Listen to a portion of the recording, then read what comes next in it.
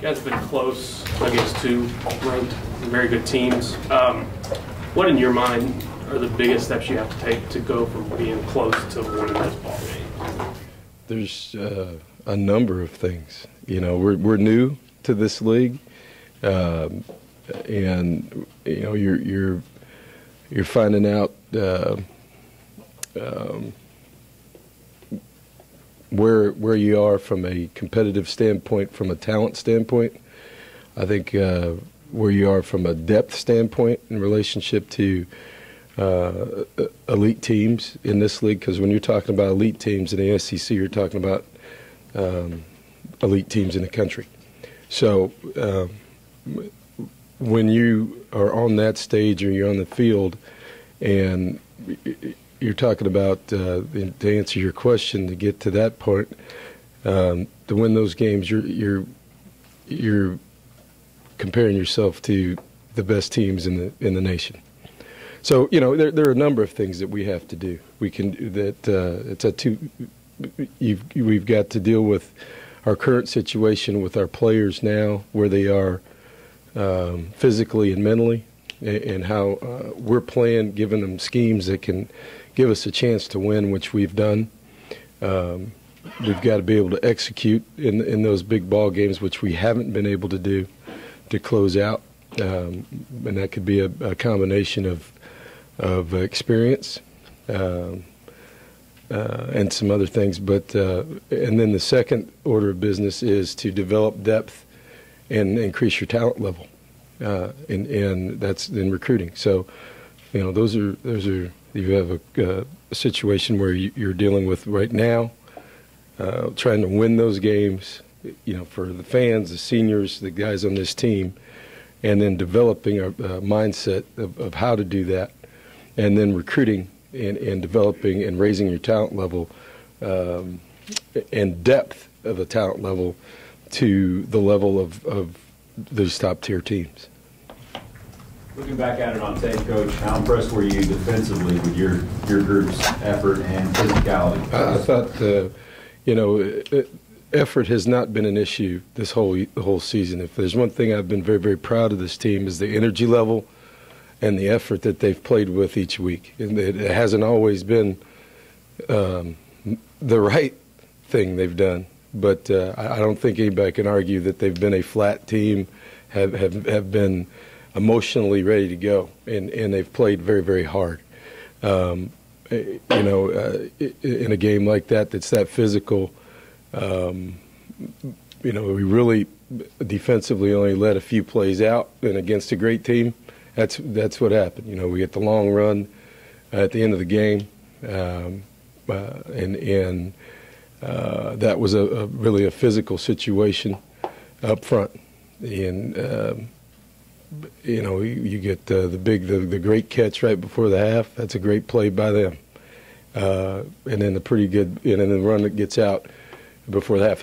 You know, but if you look at what we did defensively and physically, you know, we crowded the line of scrimmage. I thought we had to do that to defend the run. We had a great game plan.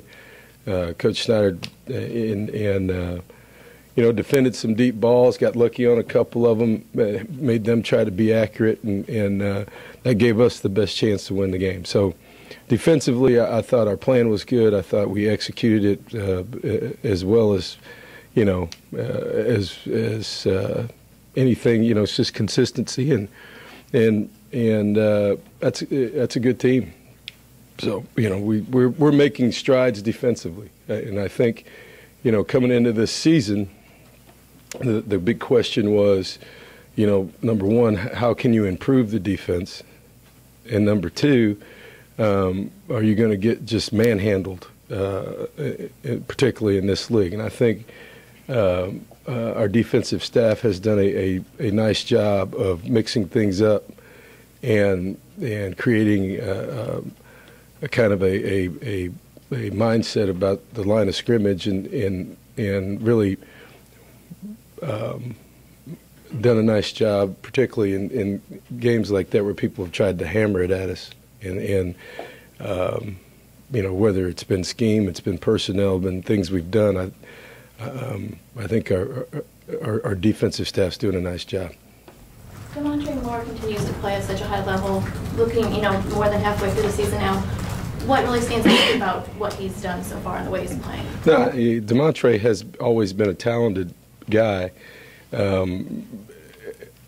I think, the biggest difference for him has been he's grown up and maturing. By that, I mean, there's, you see that with a lot of players and a lot of positions.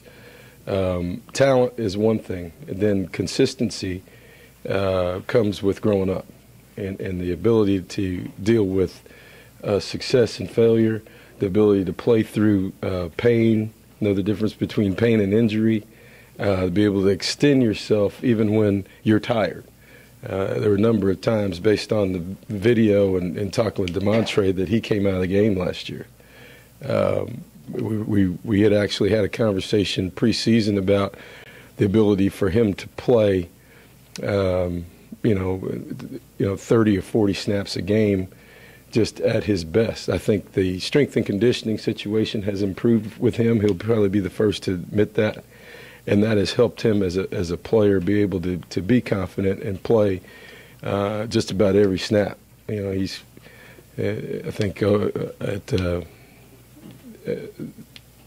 he played about every snap but 3 this week when he was hurt, maybe 3 or 4. And then the only play he didn't play the week before is when his helmet came off.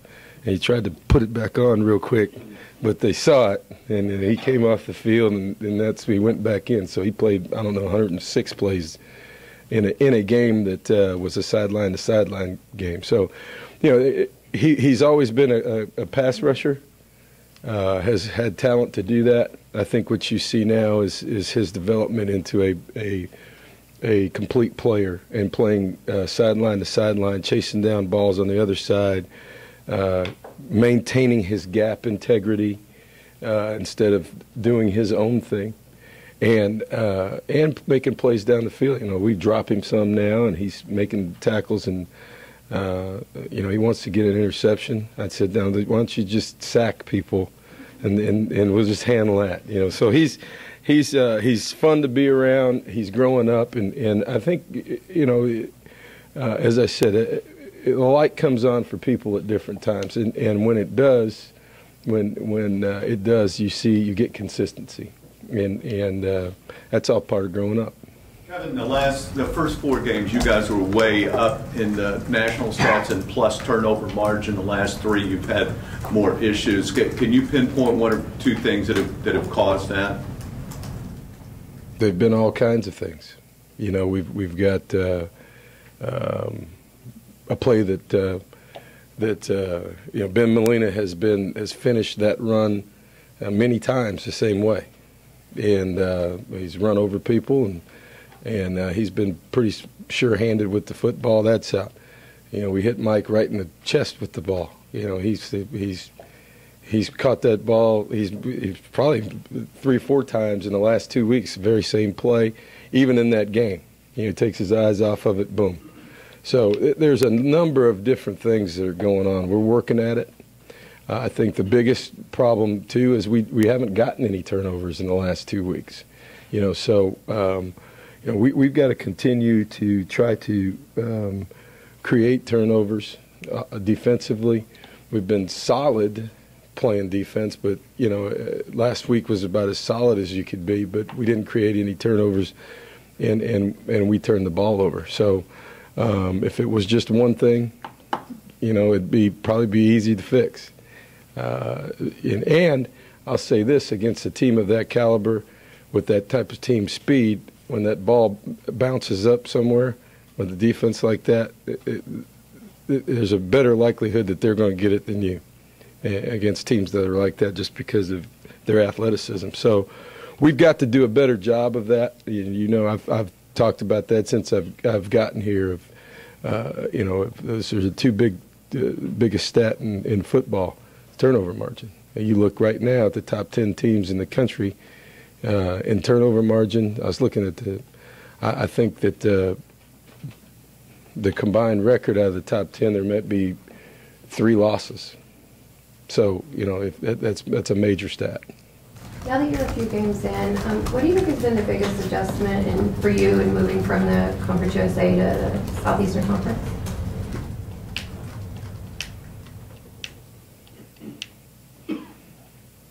I don't know.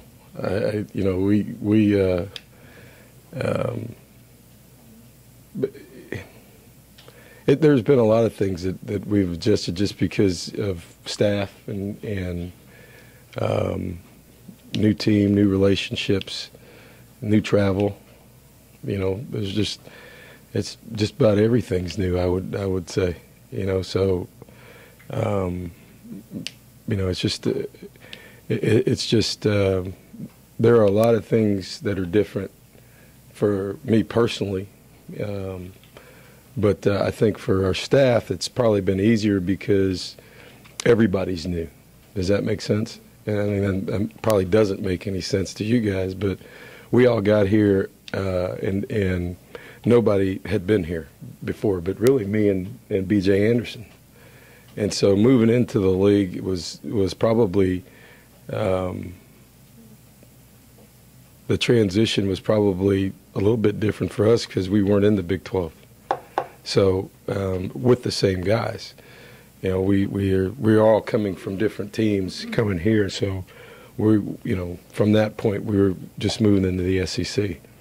So it's kind of hard to compare it to anything else. The staff is different. Our players are different. We're playing a different league, and to be honest with you, that's why I think the energy level has been easier to maintain. Just like this week, we're going to a place that probably no one on this team has been to. Jordan Hare's it's a great place to play, and guys should be excited to experience some new places instead of some of the same places they've seen. So from that standpoint, it's kind of been guys have been eager to get to these places because we just haven't been there. Did you talk to anybody like entering this job knowing that you were going to probably the best football conference in the country? What do you mean Like get any advice from people that have been there? Yeah, I used to get a lot of advice at Houston. And when I got this job, people don't give me much advice anymore. It's amazing how that's happened. Because a lot of guys I talk to, some of them are in this league, and just how it is. It's. I talk to there's certain guys out there I talk to all the time. You probably know that. So, this time of year, everybody's got their own problems. All you got to do is watch football on Saturday, and it doesn't make any sense. That's just how it is. And I would say that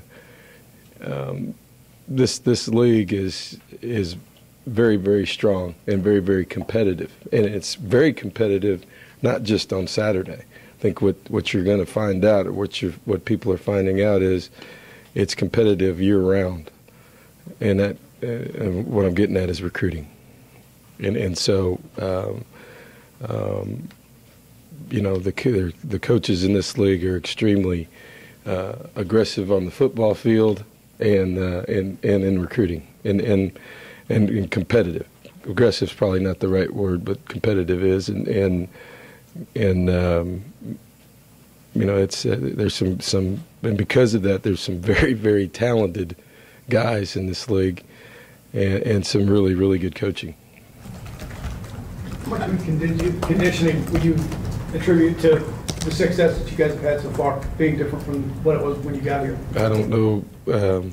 Again, I wasn't here last year, so we've only known one way to do things. So it's not a surprise to me because of how we've done things in the past with Larry.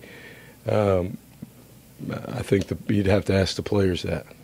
With what Auburn has been through and with the talent level they do have, does that make it a pretty dangerous situation? Make them a dangerous team going into that? It's kind of like the same thing as Arkansas. You see they've got it rolling again, and Arkansas has some really good players that looks like to me they said they've had enough, and here's a team that, in similar circumstances, is when we played Arkansas, that their backs are against the wall. They've lost some games. This is a prideful program coming 2 years off a national championship. You look recruiting rankings; they've had 3 straight top 10 recruiting classes. So there are players on this team in a program that has won as many games in one of the storied programs in college football. So with tradition and pride. So they're playing at home, and we're going to get their best shot. It's a very, very similar situation to what I said earlier. It's a wounded animal is a lot of times the most dangerous. So these guys have got a lot of pride. They've got really good players, and being at home, we're going to have to get over there and play our very, very best to get out of there. I know you didn't live there long, but since you were born in Alabama, does it make it a little more special? Is it special for you to get? It's just I got a lot more ticket requests. I still have a lot of family. My grandmother, 97. At least she'll admit to 97. She might be older. So, she's still in Bruton, and my dad runs back and forth from Indianapolis to there, and so we have lots of family in that area, and so there's quite a few ticket requests since we're going to be playing in the state of Alabama a couple times. So we're trying to take care of everybody, but I don't know if we can get that many tickets. But it's a good thing, and that's what I said. For our players, it's exciting to go to these new places and play and see things, and I think, as I said, that has kind of helped our energy level. At least I've kind of preached that, just to enjoy that, and you're seeing some things as seniors that you thought you would never get to see. Instead of going to the same places you've been for the last 3-4 years, everything's new to us, and so we try to create some excitement out of that. Kevin, will you have to make any concessions to practice or to schedule with traveling 3 weeks in a row? No, we've got a way we do things in travel, and so it's been, from a record standpoint, it's been pretty successful in a road routine. So. We won't do anything to change that. I think the change comes this time of year with how you practice, it's a delicate, a fine line, but nobody's 100% in the country right now that they're playing that's playing at a high level. You got guys are beat up, and you have to be able to balance getting your preparation, keeping your physicality, but not going overboard and trying to get your team to the field fresh. And that's the challenge through this time of year, and probably our biggest challenge with what we're doing right now. And you get to this time of year, you'd be surprised.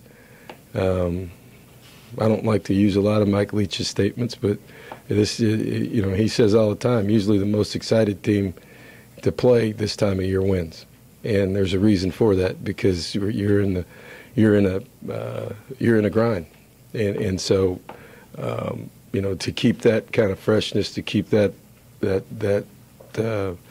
excitement, to keep that pep in their step, you've got to do things in practice to kind of help that out. But you mentioned earlier, talking about the physical nature of what the defense has had to do. I was kind of curious to see what you thought of how the offensive line held up against a real tough defensive front Saturday, and now going into 3 pretty tough defensive fronts. Well, you can usually tell when pregame, not just from a recruiting standpoint, but when I look up and see a lot of NFL logo shirts and general managers, there's usually some pretty good players on the field. So there's some guys out there that people are looking at, and I thought, for what we ask our offense to do, it was a really, really good football game. We have got to get better. We know that. But, again, you go into that, you come out of that game saying, I don't think at any point we could honestly say, that we got manhandled like some people thought were going to happen to us this whole year.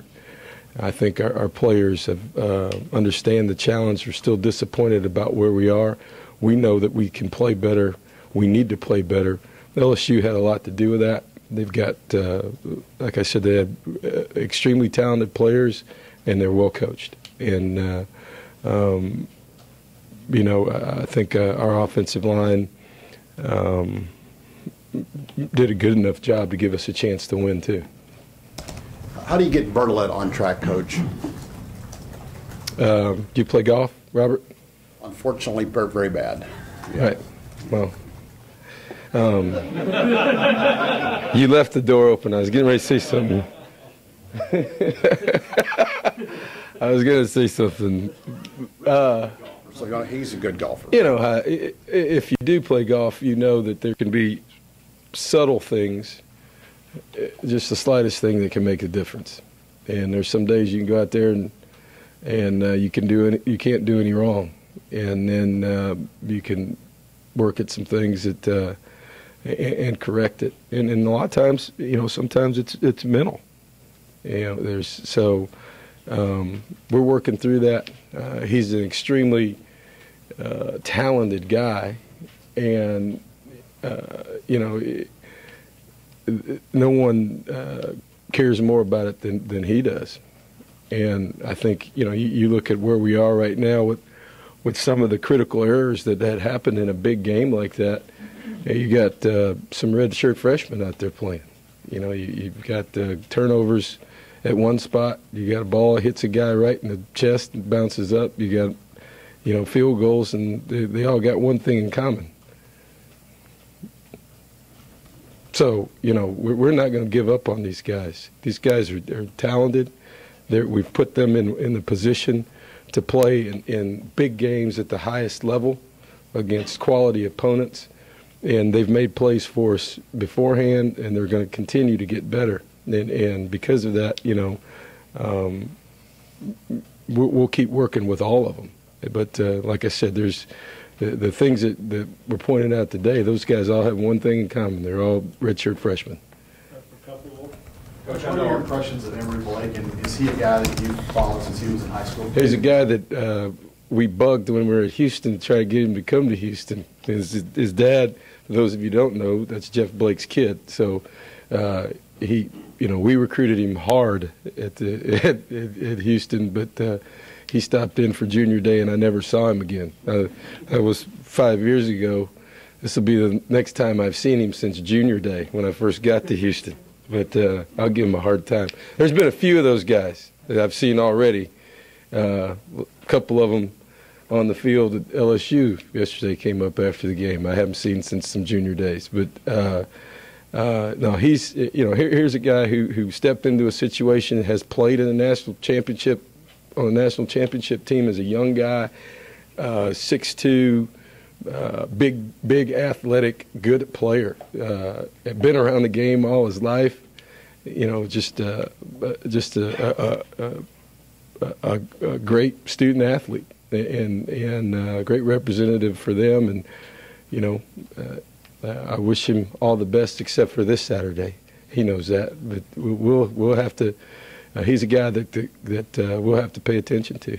Coach, I know Auburn struggled offensively, but those two running backs, Mason and McCabe, how explosive potentially can they be on Saturday? They're extremely explosive. It's like I said, they've had 3 top 10 recruiting classes in a row. So there's some guys there that can really do it. And Mason is a guy that both those guys are wire to wire running backs, and they're not little. So I think. Just like anything else, you prepare for it, but you hope they don't get on track this weekend. You want see if we can disrupt them, and we've got to continue to tackle well. I thought last week, we tackled a lot better than we tackled probably all year long, even on the perimeter. Even with the short passing game, we got guys on the ground. It wasn't always pretty. Runs to the perimeter, I thought we did well, and I thought we tackled a lot better against LSU than we did against La Tech or Ole Miss. And we've got to continue to work at tackling. We do that. We've done that weekly here the last couple weeks. We've got to continue to work at creating turnovers defensively, and we've got to take care of the ball offensively. And if we can continue to get better doing that, we can be successful. One more. Can you take positives away from running number 6 in the country to 5 points? There are no moral victories in this deal. You guys know that. All you care about is at the end of the year wins and losses. So, there's nothing to that. I think what you can take from it is the analyzation internally of where your program is and what you have to do to be at that level. Whether it's from the style of play that you have, the execution, and the depth and the talent level. That's what you take from that game. Thanks, Coach. All right, thank you, guys.